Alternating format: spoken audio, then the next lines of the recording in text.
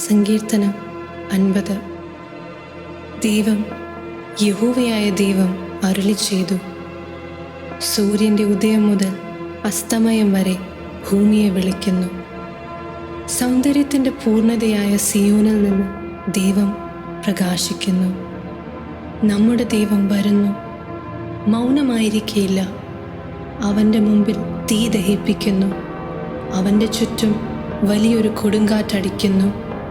തൻ്റെ ജനത്തെ ന്യായം വിധിക്കേണ്ടതിന് അവൻ മേലിൽ നിന്ന് ആകാശത്തെയും ഭൂമിയെയും വിളിക്കുന്നു. യാഗം കഴിച്ച് എന്നോട് നിയമം ചെയ്തവരായ എൻ്റെ വിശുദ്ധന്മാരെ എൻ്റെ അടുക്കൽ കൂട്ടുവിൻ. ദൈവം തന്നെ ന്യായാധിപതി ആയിരിക്കയാൽ ആകാശം അവൻ്റെ നീതിയെ ഘോഷിക്കും. എൻ്റെ ജനമേ, കേൾക്ക, ഞാൻ സംസാരിക്കും.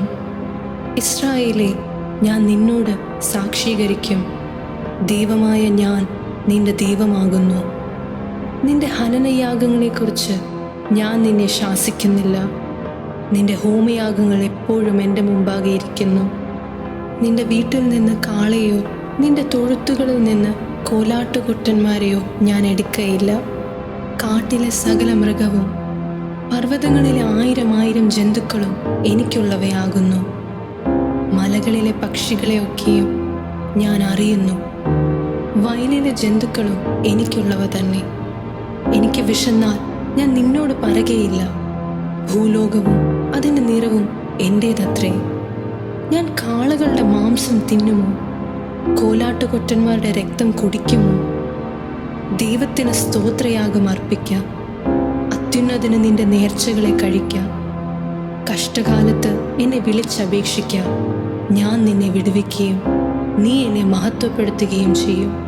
എന്നാൽ ദുഷ്ടനോട് ദൈവം അരുളി ചെയ്യുന്നു, നീ എൻ്റെ ചട്ടങ്ങളെ അറിയിപ്പാനും എൻ്റെ നിയമത്തെ നിന്റെ വായിലെടുപ്പാനും നിനക്കെന്ത് കാര്യം?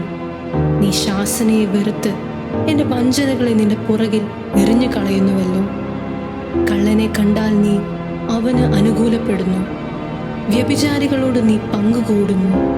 നിന്റെ വായ് നീ ദോഷത്തിന് വിട്ടുകൊടുക്കുന്നു. നിന്റെ നാവ് വഞ്ചന പിണക്കുന്നു. നീ ഇരുന്ന് നിന്റെ സഹോദരന് വിരോധമായി സംസാരിക്കുന്നു. നിന്റെ അമ്മയുടെ മകനെക്കുറിച്ച് അപവാദം പറയുന്നു. ഇവ നീ ചെയ്ത് ഞാൻ മിണ്ടാതിരിക്കയാൽ ഞാൻ നിന്നെ പോലെയുള്ളവനെന്ന് നീ നിരൂപിച്ചു. എന്നാൽ ഞാൻ നിന്നെ ശാസിച്ച് നിന്റെ കണ്ണിൻ മുമ്പിൽ അവയെ നിരത്തിവെക്കും. ദൈവത്തെ മറക്കുന്നവരെ, ഇത് ഓർത്തുകൊള്ളുവിൻ, അല്ലെങ്കിൽ ഞാൻ നിങ്ങളെ കീറിക്കളയും. വിടുവിപ്പാൻ ആരും ഉണ്ടാകുകയുമില്ല. സ്തോത്രമെന്ന യാഗം അർപ്പിക്കുന്നവൻ എന്നെ മഹത്വപ്പെടുത്തുന്നു.